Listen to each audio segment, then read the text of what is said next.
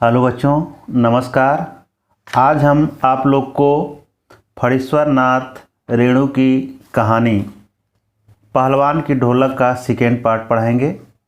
इसके पहले हम आपको लुट्टन पहलवान के बारे में बताए, किस तरह से लुट्टन पहलवान जो है वो पहलवानी करके अपना नाम करता है। चाँद सिंह जैसे पहलवान को परास्त करके राजा के यहाँ वह अपना स्थान बना लेता है। आगे आज हम पढ़ाएंगे आप लोग को काला खां के संबंध में यह बात मशहूर थी कि वह जब ही लंगोट लगाकर आली कहकर अपने प्रतिद्वंदी पर टूटता है, प्रतिद्वंदी पहलवान को लकवा मार जाता है। लुट्टन ने उसको भी पटक कर लोगों का भ्रम दूर कर दिया। जैसे कहने का मतलब ये है कि जो पहले के पहलवान होते थे, कुछ ऐसे नामी गामी पहलवान होते थे कि लोग उनका नाम सुन कर के डर जाते थे। जो छोटे मोटे पहलवान हैं वो तो उनसे कुश्ती करने में भी डरते थे। जैसे मालूम पड़ता था कि उनके शरीर में जान ही नहीं रह गई है। तो काला खां की अगर बात करें तो काला खां भी एक ऐसा पहलवान था जो कि मशहूर था और लंगोट लगाकर वह बोलता था आली, और आली कह कर के वह अपने प्रतिद्वंदी जो उसका विरोधी रहता था उस पहलवान के ऊपर क्या करता था, टूट पड़ता था। और जैसे ही उसके ऊपर टूटता था, जैसे मालूम पड़ता था कि उसको लकवा मार गया है, यानी उसका शरीर जो है काम नहीं करता था, हाथ पैर काम नहीं करता था। लेकिन लुट्टन ने उसको भी पटक कर जो लोगों के अंदर का भ्रम था उस भ्रम को भी दूर कर दिया। कहने का मतलब वो भ्रम जो है जो उसके प्रति था, अब वो भ्रम नहीं रह गया। अब उसके बाद से वह राज दरबार का दर्शनीय जीव ही रहा। अब वो राज दरबार में उसको स्थान मिल गया। चिड़िया खाने में पिंजड़े और जंजीरों को झकझोर कर बाग दहाड़ता हाँ हूँ सुनने वाले कहते। राजा का बाग बोला, ठाकुर वाड़े के सामने पहलवान गरजता। महावीर लोग समझ लेते, पहलवान बोला। मेलों में वह घुटने तक लंबा चोंगा पहने अस्त व्यस्त पगड़ी बांधकर मतवाले हाथी की तरह झूमता चलता। अब आप समझ सकते हैं कि अब वह लुट्टन सिंह अब किस तरह का भेष बनाकर घूमता था। लोग उसको अब क्या समझने लगे, है ना। अब वो चिड़िया खाने में पिंजड़े और जंजीरों में झकझोर कर बाग दहाड़ता हाँ ऊ सुनने वाले लोग कहते। राजा का बाग बोला, लोग क्या बोलते थे, राजा का बाग भी बोलते थे उसको। अब ठाकुर बाड़े के सामने अब पहलवान पूरी तरह से वो क्या करता था, गरजता था। महावीर लोग समझ लेते, पहलवान बोला। महावीर लोग समझ लेते, पहलवान बोला। अब देखो मेले में वह घुटने तथा लंबा चोंगा पहने। अब वो मेले में क्या करता था, वह घूमता था। अब घुटने तक जो है लंबा चोंगा पहने हुए रहता था और अस्त व्यस्त पगड़ी बांध कर, जो पगड़ी बांधता था वो पूरी तरह से व्यवस्थित नहीं रहती थी, बल्कि वह अस्त व्यस्त रहती थी। मत वाले हाथी की तरह झूमता चलता था। जिस तरह से मत वाले जो हाथी है झूमता है ना, उस तरह से शरीर भी इसका बहुत अच्छा था लुट्टन का, और उसी हाथी की तरह लुट्टन जो है मस्ती पूर्वक चलता था। दुकानदारों को चुहल करने की सोच थी। दुकानदार जो लोग थे उससे बात भी करते थे, है ना, क्योंकि वो नामी गामी एक पहलवान हो गया था, राजा के यहाँ रहता था, तो लोग उससे बात भी करते थे।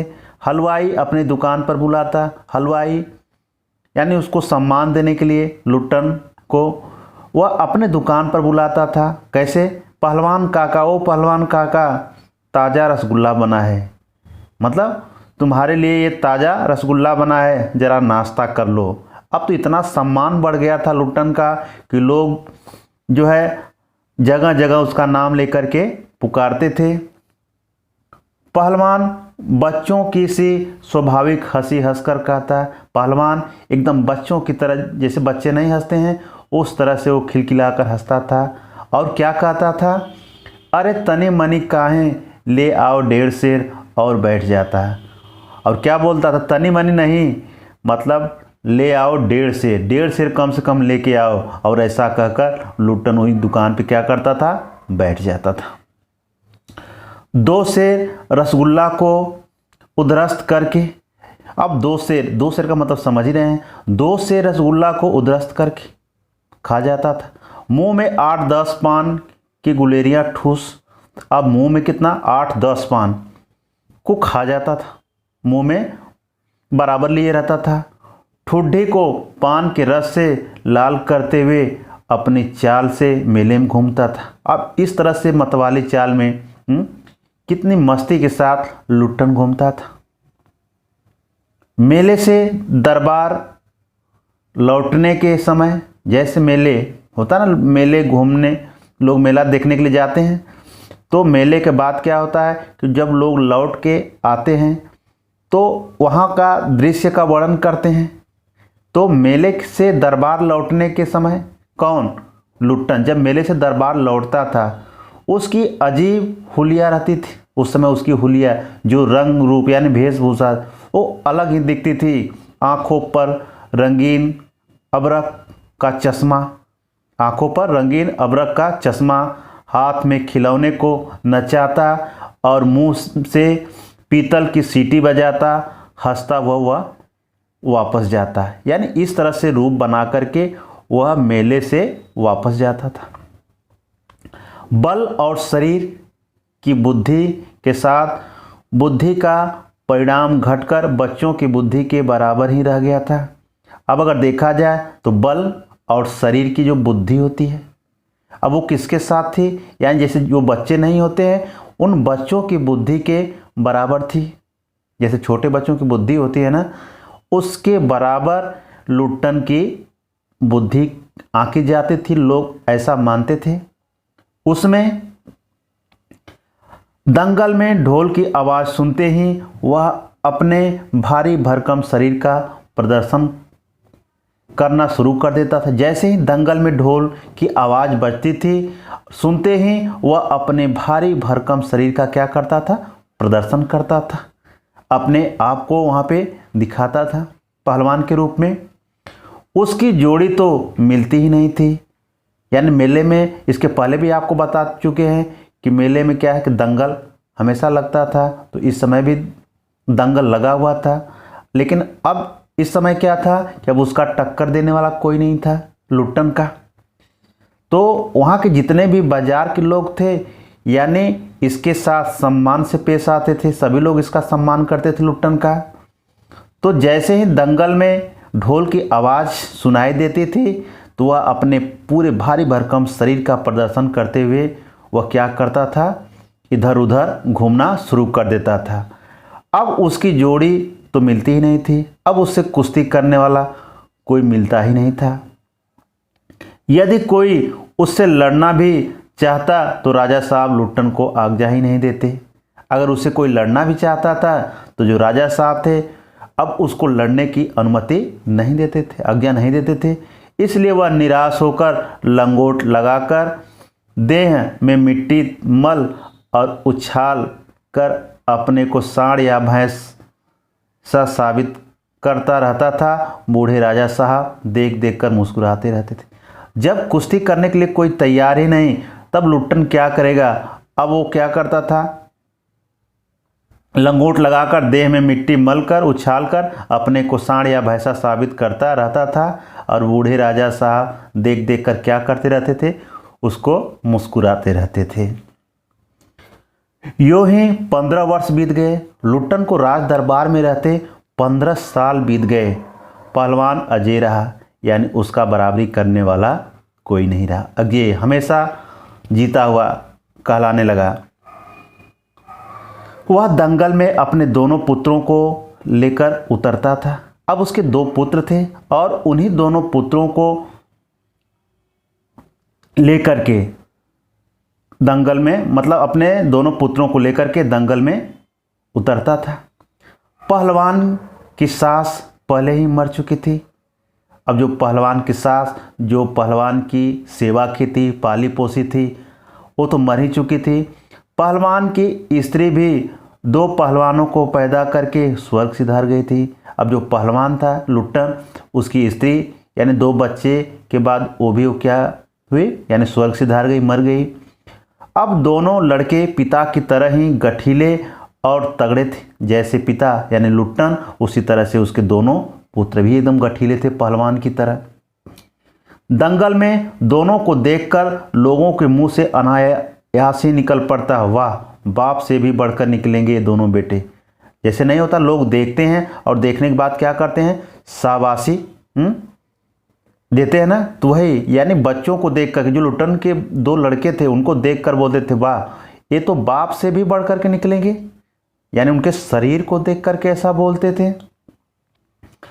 दोनों ही लड़के राज दरबार के भावी पहलवान घोषित हो चुके थे, यानी आने वाले पहलवान घोषित हो चुके थे। यानी लुट्टन के बाद जो है, जो भावी है ना पहलवान होंगे, वह लुट्टन के लड़के ही होंगे, पहले ही घोषित कर दिया गया था। अतः दोनों का भरण पोषण दरबार से ही हो रहा था। अब इनका जो पालन पोषण है ना, भरण पोषण यानी खाने पीने की जो व्यवस्था है, वह दरबार से ही हो रही थी। प्रतिदिन प्रातःकाल पहलवान स्वयं ढोलक बजा बजा कर दोनों से कसरत करवाता।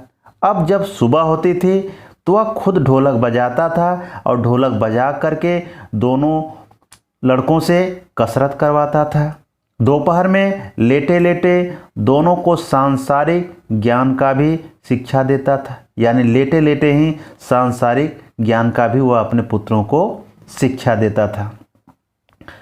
समझे, ढोलक की आवाज़ पर पूरा ध्यान देना। अपने बच्चों को समझाता था कि ढोलक की आवाज़ पर पूरी तरह से ध्यान देना। क्यों ऐसा कह रहा था? क्योंकि ढोलक के सहारे ही उसकी जीत हुई थी। किसकी? लुट्टन की। और लुट्टन कह भी रहा है कि ढोलक की आवाज़ पर पूरा ध्यान देना। हाँ, मेरा गुरु कोई पहलवान नहीं, मुझे कुश्ती सिखाने वाला कोई नहीं है, मेरा कोई पहलवान कोई गुरु नहीं है। मेरा गुरु कौन है? ढोलक ही है, यही ढोल है, यानी मेरा गुरु कौन है? ढोल ही है। समझे, ढोल की आवाज़ के प्रताप से ही मैं पहलवान हुआ हूँ। आज इसी की दिन है कि मैं इतना बड़ा नामी गामी पहलवान हुआ हूँ। दंगल में उतरकर सबसे पहले ढोलों को प्रणाम करना, यानी जैसे ही मैदान में उतरना तो सबसे पहले किसको प्रणाम करना? ढोलों को ही प्रणाम करना। समझे? ऐसे ही बहुत सी बातें वह कहा करता था। किससे? अपने लड़कों से। फिर मालिक को कैसे खुश रखा जाता है, कब कैसा व्यवहार करना चाहिए आदि की शिक्षा वह नित्य दिया करता था। यानी ऐसी शिक्षा जो है वह अपने बच्चों को हमेशा वो दिया करता था। किंतु उसकी शिक्षा दीक्षा सब किए कराए पर एक दिन पानी फिर गया। अब देखो अचानक क्या होता है, समय बदलता रहता है, कोई नहीं जानता है कब कौन समय बदल जाए, है ना, किसका समय अच्छा आ जाए और किसका समय जो है बुरा आ जाता है। तो समय जो है एक दिन बदला। अब हुआ क्या? वृद्ध राजा स्वर्ग सिधार गए। जो राजा थे तो पहले से ही वृद्ध थे, अब वो मर गए। अब मरने के बाद नए राजकुमार ने विलायत से आते ही राज्य को अपने हाथ में ले लिया। और जब इनके लड़के को पता चला तो वह राजकुमार कहाँ थे? विलायत थे, और विलायत से आए और आते ही राज्य को अपने हाथ में ले लिया। अब यहीं से समय का परिवर्तन होता है। राजा साहब के समय शिथिलता आ गई थी। राजा साहब के समय शिथिलता यानी हर तरफ जो है पूरी तरह से लोग यानी व्यवस्थित काम करते थे, लेकिन शांतिपूर्वक करते थे, धीरे धीरे करते थे। लेकिन राजकुमार के आते ही दूर हो गई। लेकिन राजकुमार के आते ही वह शिथिलता का क्या हो गई? दूर हो गई। बहुत से परिवर्तन हुए, बहुत सारे परिवर्तन हुए उनके आते ही, क्योंकि एक वृद्ध आदमी अपने अनुसार काम करता था। अब ये जो नए जो राजा बने, अब वह अपने अनुसार काम कराएंगे तो कुछ परिवर्तन तो होगा ही। तो वही परिवर्तन भी हुआ। उन्हीं परिवर्तनों की चपेटाघात में पड़ा पहलवान। अब उसी परिवर्तन में जो है, उसी परिवर्तन के चपेट में पहलवान भी आया। अब दंगल का स्थान घोड़े की रेस ने लिया। अब उसने क्या कहा कि पहलवान की यहाँ कोई ज़रूरत नहीं है। अब इससे अच्छा तो घोड़े का रेस है ना, कि घोड़े का रेस करवाया जाएगा। कुश्ती से अच्छा क्या है कि घोड़े का रेस होगा तो अच्छा होगा। अब दंगल नहीं होगा, यहाँ पहलवान की कोई ज़रूरत नहीं है। अब क्या होगा, अब इसके स्थान पर घोड़े का रेस होगा। पहलवान तथा दोनों भावी पहलवानों का दैनिक भोजन व्यय सुनते ही राजकुमार ने कहा ठहरी बोल। अब सोचो, पहलवान तथा दोनों भावी पहलवानों का दैनिक यानी रोज का भोजन कितना खर्च होता था। जब राजकुमार ने सुना, अब उसका भोजन तो क्या था, थोड़ा सा ज़्यादा तो था ही, है ना। तो क्या कहा टेरिबल, यानी उसको एक टेरिबल यानी एक जैसे आदिवासी कहा जाता है, जनजाति, है ना। नए मैनेजर साहब ने कहा हैरिबुल यानी भयंकर। उन्होंने तो आदिवासी कहकर संबोधित किया, लेकिन यहाँ नए मैनेजर साहब ने कहा हॉरिबल यानी अब उसको क्या बोला, अरे ये तो मतलब एकदम भयानक है, एकदम भयंकर की तरह दिखते हैं। पहलवान को साफ जवाब मिल गया। अब पहलवान समझ गए कि अब इसकी कोई आवश्यकता नहीं है। इसका मतलब ये ऐसे दिखते हैं और इनके ऊपर इतना खर्च भी हो रहा है, तो कहने का मतलब इनका रहना उचित नहीं है। अब उसने क्या किया, जो राजा के लड़के जो राजा बने थे, है ना, उन्होंने क्या किया कि राज दरबार में उसकी आवश्यकता नहीं। उन्होंने कहा कि ऐसे लोगों की हमारे दरबार में आवश्यकता नहीं है। उसको गिड़गिड़ाने का भी मौका नहीं दिया गया। अब ऐसे जो पहलवान थे लुट्टन और उनके दोनों बच्चे, अब इनको गिड़गिड़ाने का भी मौका नहीं दिया गया, यानी साफ शब्दों में उन्होंने कह दिया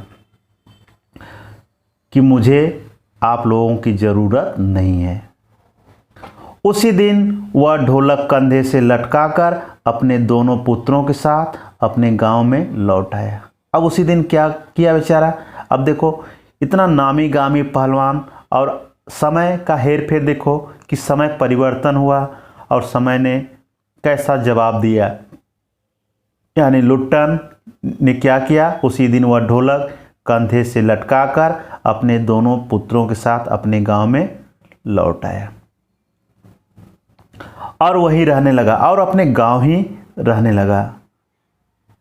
गांव के एक छोर पर गांव वालों ने एक झोपड़ी बांध दी।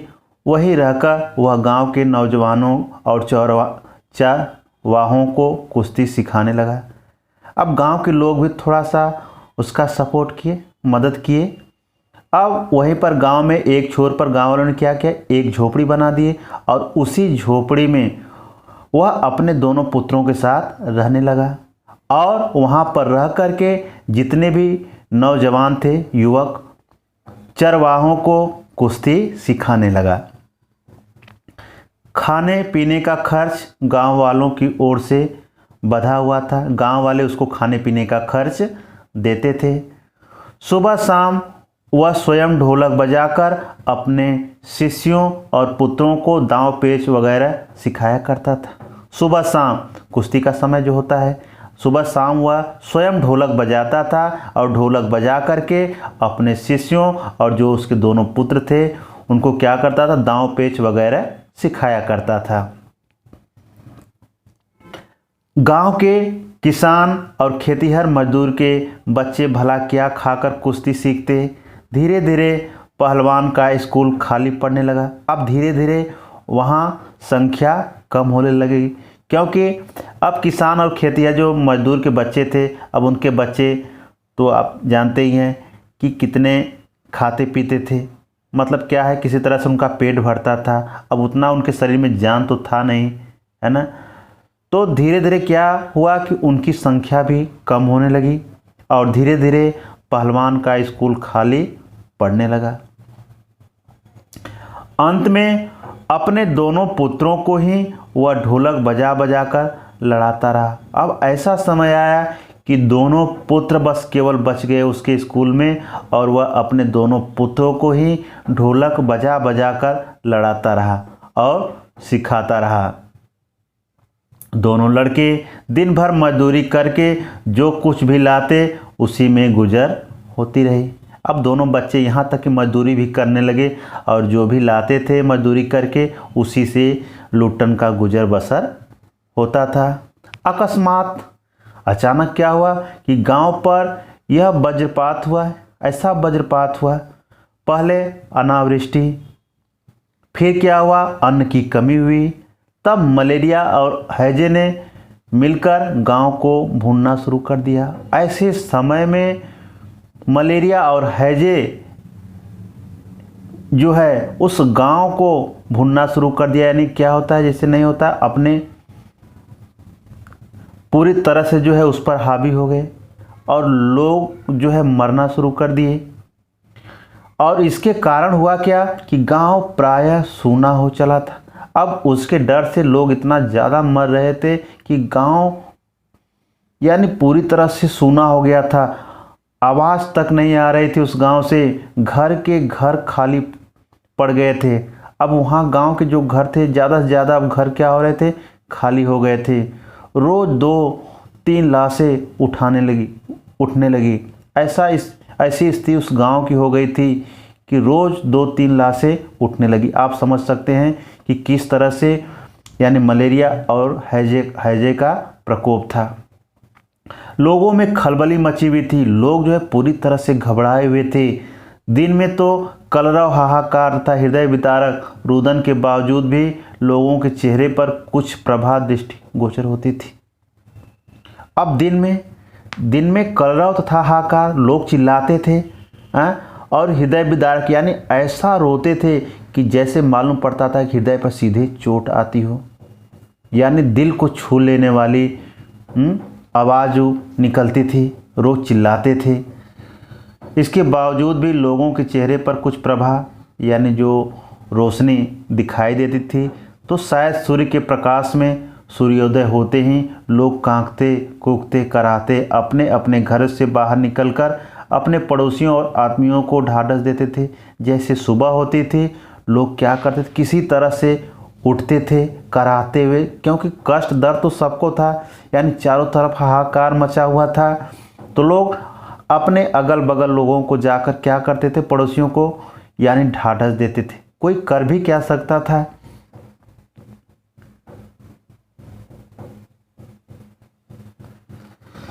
अरे क्या करोगी रोकर दुल्हन, जो गया सो चला गया, वह तुम्हारा नहीं था। अब रोकर के क्या करोगे, यानी जो तुम्हारा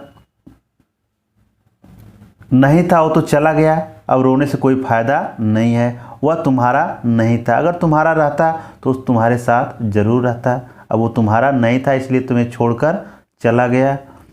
वह जो है उसको तो देखो, वह सामने जो दिख रहा है उसको देखो, जाने दो, उसको छोड़ो। भैया घर में मुर्दा रखकर कब तक रोओगे, कफन कफन क्या ज़रूरत है, दे आओ नदी में इत्यादि। यानी इतने लोग मर रहे थे, चारों तरफ लाशें पड़ी हुई थी, लोग क्या कर रहे थे, कफन की क्या ज़रूरत है, ले जाओ नदी में, है ना, इत्यादि कहकर के लोग क्या करते थे, लोगों को संबोधित करते थे। किंतु सूर्यास्त होते ही, जब सूर्यास्त होता था, जब लोग अपनी अपनी झोपड़ियां में घुस जाते तो चूं भी नहीं करते। कहने का मतलब जैसे ही सूर्यास्त होता था सभी लोग अपने झोपड़ियों के अंदर घुस जाते और कहीं से आवाज़ भी नहीं आती थी। उनकी बोलने की शक्ति भी जाती रहती, जो उनके अंदर वो शक्ति थी, अब वो शक्ति मालूम पड़े थी क्षीण हो गई है। एकदम शांत भाव से एकदम उसी में पड़े रहते थे। पास में दम तोड़ते हुए पुत्र को अंतिम बार बेटा कहकर पुकारने की भी हिम्मत माताओं की नहीं होती थी। अब जो लड़के थे दम तोड़ते थे, जिसके पुत्र यानी अंतिम बार भी वह बेटा नहीं कह पाती थी। हिम्मत माताओं की नहीं, ऐसे माताओं के पास हिम्मत नहीं थी कि एक बार जो है बेटा कहकर उसको पुकार सके। अब आप समझ सकते हैं कि उस गांव की स्थिति क्या थी। रात्रि की विभीषिकाओं का को सिर्फ पहलवान की ढोलक की ललकार चुनौती देती रहती थी। ऐसे समय में जो लुट्टन था पहलवान, वह ढोलक को बजाता रहता था, वही उसको चुनौती देता था। ऐसे सन्नाटा को वही चुनौती देता था। यानी पूरी तरह से गांव जो है एकदम दहशत से था, यानी डरा हुआ था, किसी को आवाज़ नहीं आ रही थी। तो उस समय पहलवान जो है ढोलक बजाता था और ऐसे समय को क्या करता था, चुनौती देता था। पहलवान संध्या से सुबह तक चाहे जिस ख्याल से ढोलक बजाता हो, किंतु गांव के अर्धमृत औषधि उपचार पथविहीन प्राणियों में वह संजीवनी शक्ति ही भरती थी। अब आप समझ सकते हैं, यानी संध्या से लेकर सुबह तक वह पहलवान ढोलक ही बजाता था, किंतु गांव के एक तरह से आदमी अधमरे के समान हो गए थे। तो ऐसे आदमियों को वह ढोलक की जो ध्वनि है वह क्या करती थी, एक दवा के रूप में काम करती थी। थोड़ा सा लोगों के अंदर वो एक जान भरती थी कि नहीं, हाँ कहीं से कुछ आवाज़ आ रही थी। बाकी चारों तरफ तो सन्नाटा ही था। बूढ़े बच्चे जवानों की शक्तिहीन आंखों के आगे दंगल का दृश्य नाचने लगता था। जब वो ढोलक को बजाता था पहलवान, तो जैसे मालूम पड़ता था कि उसके आगे दंगल का दृश्य नाचने लगता था। लोगों के मन में ये भाव डालता था बराबर। स्पंदन शक्ति शून्य स्नायुओं में भी बिजली दौड़ जाती थी। अवश्य ही ढोलक की आवाज़ में न तो बुखार हटाने का कोई गुण था और न महामारी की सर्वनाश शक्ति को रोकने की शक्ति ही। अगर देखा जाए तो उस ढोलक की आवाज़ में ऐसा गुण नहीं था उसकी आवाज़ में कि वह बुखार को हटा दे या फिर महामारी का नाश कर दे। लेकिन फिर भी इसमें संदेह नहीं कि मरते हुए प्राणियों को आंख मूंदते समय कोई तकलीफ नहीं होती थी। जो आदमी मर रहे थे यानी आंख बंद करते समय भी उनके अंदर तकलीफ नहीं होने देता था। मृत्यु से वो डरते नहीं थे। ऐसे व्यक्ति जो है मरने से भी डरते नहीं थे। इस तरह से लुट्टन पहलवान जो है वह ढोलक को बजाता रहता था और लोगों को जो है डरने के लिए, जो लोग डरते थे उनको क्या है, इस बीमारी से, इस मौत से लड़ने के लिए कहता था। जिस दिन पहलवान के दोनों बेटे क्रूर काल के चपेटघात में पड़े, अब एक दिन ऐसा भी समय आया कि जो लुट्टन पहलवान था उसके दो बेटे थे उस क्रूर गाल की चपेट में आ पड़े।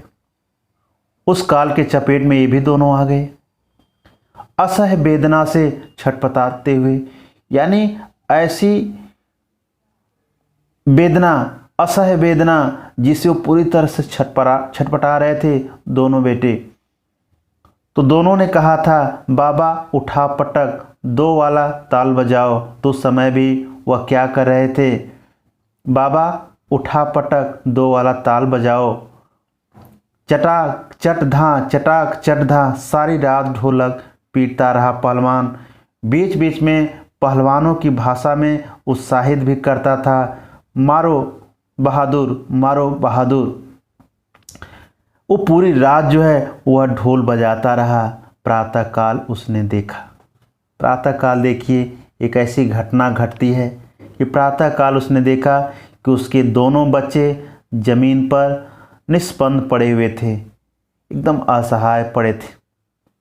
दोनों पेट के बल पड़े हुए थे, लेकिन दोनों किसके बल पड़े थे, पेट के बल पड़े थे। दोनों पहलवान थे ना, चित नहीं हुए थे, यानी दोनों पेट के बल पड़े हुए थे। एक ने दांत से थोड़ी मिट्टी खोद ली थी। अब समझ लीजिए कितना वो छटपटाया होगा मरते समय कि दांत से उसने मिट्टी खोद ली थी। एक लंबी सांस लेकर पहलवान ने मुस्कुराने की चेष्टा की थी। लंबी सांस लेकर पहलवान ने मुस्कुराने की चेष्टा की थी। दोनों बहादुर गिर पड़े, यानी दोनों उसके पुत्र थे जो थे वह गिर पड़े। उस दिन पहलवान ने राजा श्यामानंद की दी हुई रेशमी जंघियाँ पहन ली। श्यामानंद की दी हुई रेशमी जंघियाँ पहन ली। सारे शरीर में मिट्टी मलकर थोड़ी कसरत की। कौन? लुट्टन पहलवान ने। फिर दोनों पुत्रों को कंधे पर लाद कर नदी में बहाया। अब समझ सकते हैं इतनी लाशें गिरी थी कि लोग जो है उसको जला भी नहीं पा रहे थे ना। अब यही हाल लुट्टन के सामने भी हुआ। इनके दोनों जो पहलवान पुत्र थे वो भी मरे, लेकिन वही पहलवान मिट्टी को अपने शरीर पर क्या किया, लगाया और दोनों पुत्रों को कंधे पर लाद करके नदी में बहाया। लोगों ने सुना तो दंग रह गए। कितनों की हिम्मत टूट गई। कितने लोग ऐसे थे कि उन लोगों की हिम्मत टूट गई। किंतु रात में फिर पहलवान की ढोलक की आवाज़ प्रतिदिन की भांति सुनाई पड़ी। जब रात हुई तो पहलवान की ढोलक जो है फिर बजने लगी। अब वही आवाज़ प्रतिदिन की भांति सुनाई पड़ी, उसमें कोई अंतर नहीं था। लोगों की हिम्मत दुगनी बढ़ गई। अब लोगों के अंदर तो हिम्मत तो बढ़ ही जाएगी ना। यानी यह गांव के लोगों की हिम्मत को यह ढोल बजा कर के क्या कर रहा है, बढ़ा रहा है। यहाँ तक कि अपने लड़की को बहवा करके आ रहा है, मृत बच्चों को नदी में बहवा करके आ रहा है। इसके बाद भी वह क्या कर रहा है, गांव के लोगों के मनोबल को क्या कर रहा है, बढ़ा रहा है। संतप्त पिता माताओं ने कहा, दोनों पहलवान बेटे मर गए, पर पहलवान की हिम्मत तो देखो, 1.5 हाथ का कलेजा है। उतना उसका कलेजा कितना बड़ा है। इतना होने के बाद भी वह ढोल बजा रहा है, गांव के बारे में सोच रहा है, गांव के लोगों का मनोबल बढ़ा रहा है। 4-5 दिनों के बाद एक रात को ढोलक की आवाज़ नहीं सुनाई पड़ी। 4-5 दिनों के बाद एक रात को ढोलक की आवाज़ नहीं सुनाई पड़ी। ढोलक नहीं बोली। पहलवान के कुछ दिलेर किंतु रुग्ण शिष्यों ने प्रातः काल जाकर देखा, पहलवान की लाश चित पड़ी है। अब ढोलक उस दिन तो नहीं बोली। लोग समझ गए आज ढोलक क्यों नहीं बजी। पहलवान के कुछ दिलेर जो उसके चाहने वाले थे, किंतु रुग्ण शिष्यों ने अब प्रातःकाल जैसे सुबह हुई तो जाकर देखा तो पहलवान की लाश क्या पड़ी, कैसी थी, यानी चित पड़ी हुई थी। क्योंकि पहलवान जो है कभी चित नहीं हुआ था। आंसू पोंछते हुए एक ने कहा, गुरुजी कहा करते थे कि जब मैं मर जाऊं तो चिता पर मुझे चित नहीं, पेट के बल सुलाना। अब देखो वहाँ जो उसके शिष्य थे, लुट्टन ने जिसको सिखाया था, अब उनके अंदर का दर्द जो है किस प्रकार से बोल रहा है, कितने दुखी थे। और उस दुखी भाव से क्या कर रहे हैं, गुरुजी कहा करते थे कि जब मैं मर जाऊँ ना तो मरने के बाद चिता पर मुझे जो है कभी चित नहीं रखना, पेट के बल सुलाना। जिंदगी में कभी चित नहीं हुआ हूँ, आज तक मैं ज़िंदगी में अपने कभी भी चित नहीं हुआ हूँ। और चिता सुलगाने के समय ढोल बजा देना, जैसे चिता लगाना और उसमें आग लगाना, उस समय ज़रूर ढोल को बजा देना। वह आगे बोल नहीं सका। इसके बाद जो है वह आगे नहीं बोल सका। अब यहीं पे हमारी कहानी जो है पूरी होती है और हमको विश्वास है कि आप लोग को यह कहानी समझ में आ गई होगी। और कहानी अगर आपको समझ में अच्छी तरह से आई है तो आप लोग कमेंट, शेयर और लाइक ज़रूर करिएगा। अगर अभी चैनल को सब्सक्राइब नहीं किए हैं तो चैनल को सब्सक्राइब ज़रूर करिएगा। इससे अच्छा जो है हम आपको अगला वीडियो बनाने का प्रयास करेंगे।